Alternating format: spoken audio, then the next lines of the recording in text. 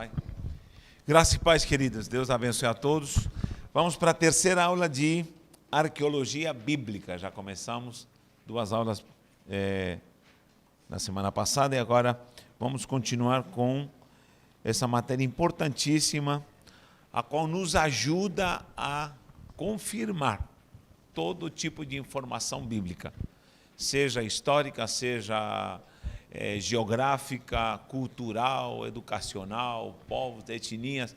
Tudo que a Bíblia fala está comprovado cientificamente, graças a Deus. Então, a arqueologia ela nos ajuda muito a reconhecer cada lugar, cada país, cada civilização nomeada nas Sagradas Escrituras. Tá bom? Nós já adiantamos alguma coisa, somente quero lembrar uma coisa importantíssima em relação ao tempo. Lembrando que a datagem até Abraão são 2000 anos antes de Cristo, com Adão ao redor de, até Jesus Cristo, nós temos aqui Jesus Cristo, ao redor de 4.000 anos, 4.000 anos antes de Cristo.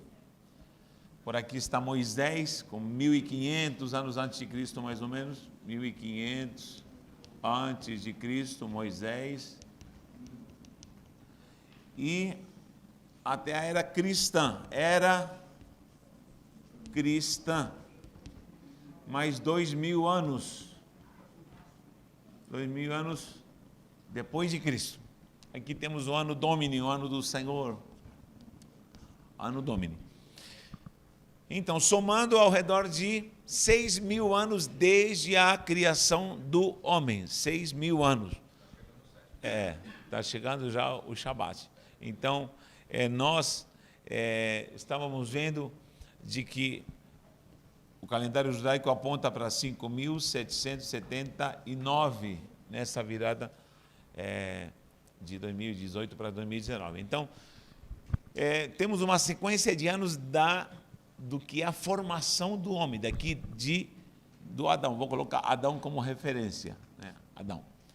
Então, imagine quantas gerações passaram aqui, todas essas eras que nós já vimos, todas elas vão demonstrando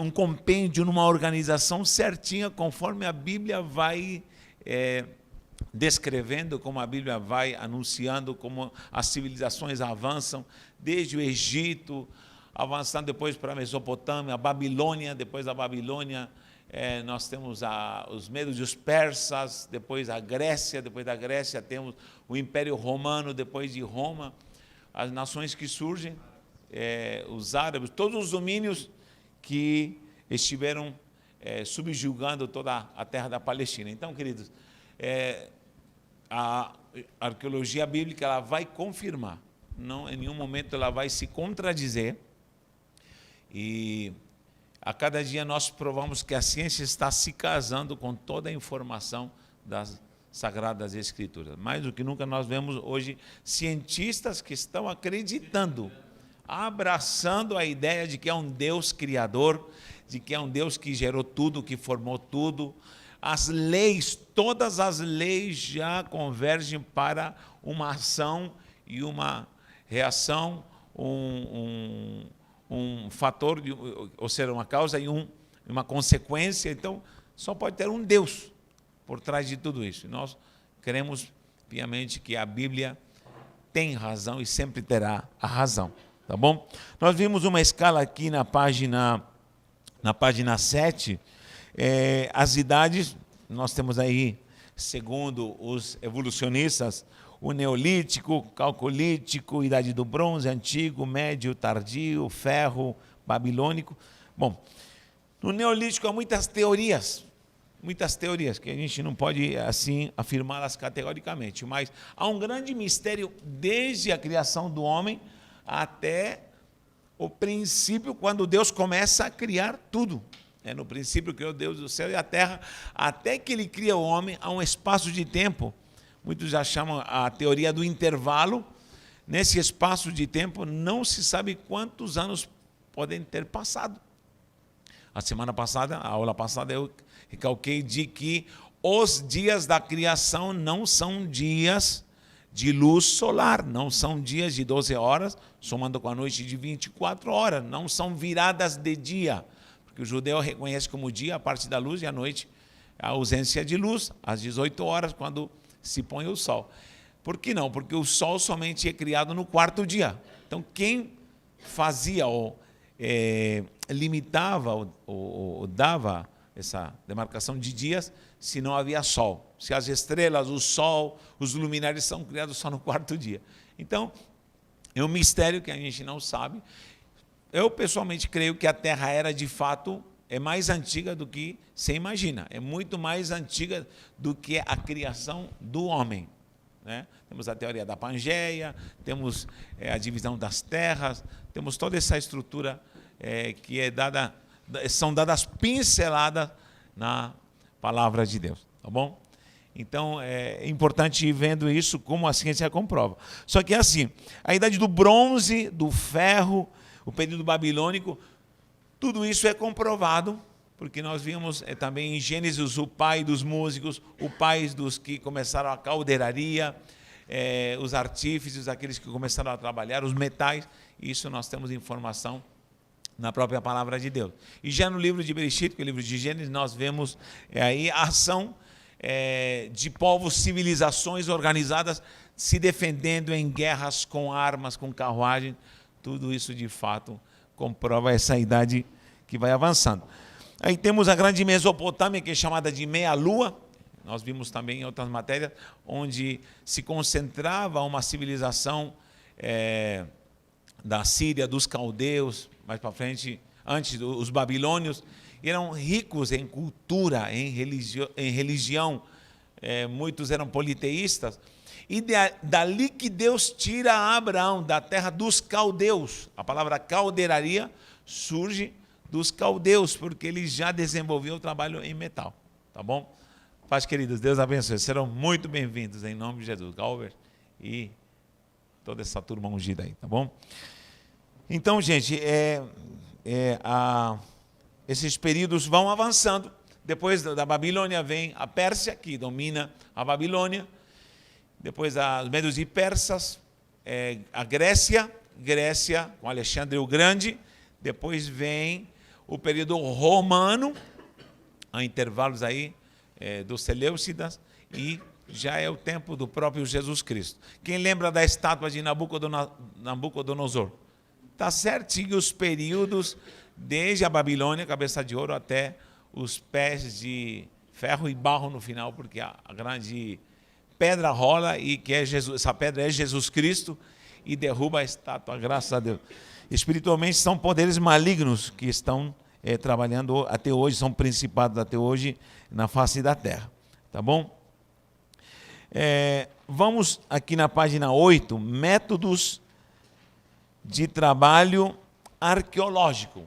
A gente vai ter uma pincelada, a gente não vai se formar em arqueólogo aqui, nem vamos fazer trabalho arqueológico, mas precisamos saber alguns detalhes que, logicamente, essa matéria fornece para nós.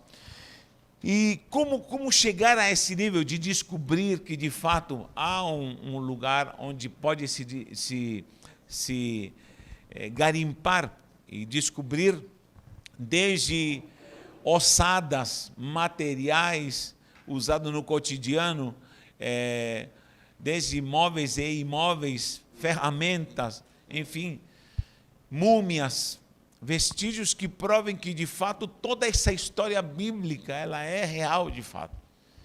E, graças a Deus, a arqueologia tem provado isso aí. Primeira coisa, há uma sequência aqui na página 8 de 7 pontos importantes. Primeiro são os preliminares, organização das expedições, pesquisa, escavações e mapeamento, tratamento de artefatos, trabalho de laboratório e preservação. São os 7 passos básicos. Isso cai em prova, tá bom?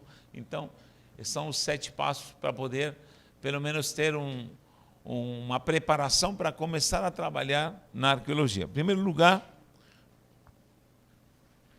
os preliminares. Olha só, é uma vista aérea. Antigamente isso se fazia com avião, com bimotor, com helicóptero. Hoje drone faz tudo. Hoje o drone tem ajudado muito, por quê? A primeira coisa é reconhecer a área. Imaginem a Jerusalém Antiga, quem já esteve lá. A Jerusalém Antiga é um labirinto de corredores, de ruínas, de partes mais modernas, menos modernas, mais antigas, fora as camadas de soterração, através de terremotos, através de destruição da cidade por guerras, enfim, tanta coisa preciosa que está escondida ali em Jerusalém, na Cidade Santa. E fora em toda a Palestina. Como reconhecer tudo isso? Então, hoje em dia, há muito material que ajuda, né, nessa modernidade os cientistas, né, os arqueólogos, para poder sondar a área. Né? Israel, graças a Deus, ele tem liberado muito para nessa liberdade para escavações, porque sempre há um temor na fé judaica, um respeito, um zelo a não perturbar, não violentar túmulos, lugares chamados sagrados, enfim. Mas Israel já vem sofrendo invasões, desde, como falei, Babilônia, no norte a Síria, o próprio Alexandre Magno, a Grécia, depois Roma. E o que aconteceu? Até na semana passada eu informei algo que às vezes muitos não gostaram, mas é a realidade, eu preciso informar, de que em muitos lugares onde Jesus esteve, havia influência greco-romana. Nós mandei um vídeo, quem assistiu o vídeo? Muito bom esse vídeo, né? Esclarece bem.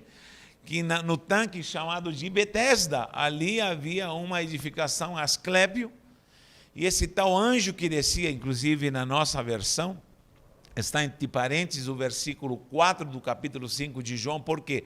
Porque está entre parênteses? Porque esse versículo original, inclusive na Bíblia judaica, tem alguém aí a Bíblia judaica? Aí a Bíblia judaica, procura João 5,4. Esse versículo já foi extirpado pelos judeus rabínicos. Não está de fato, porque é considerado um texto pagão, é um texto greco-romano. Então, um anjo descia na fonte. Como um anjo descia, acrescentaram um anjo do Senhor, piorou, isso de fato não está no original, não está. Judeu não aceita a palavra Jesus e não aceita a palavra Kyrios.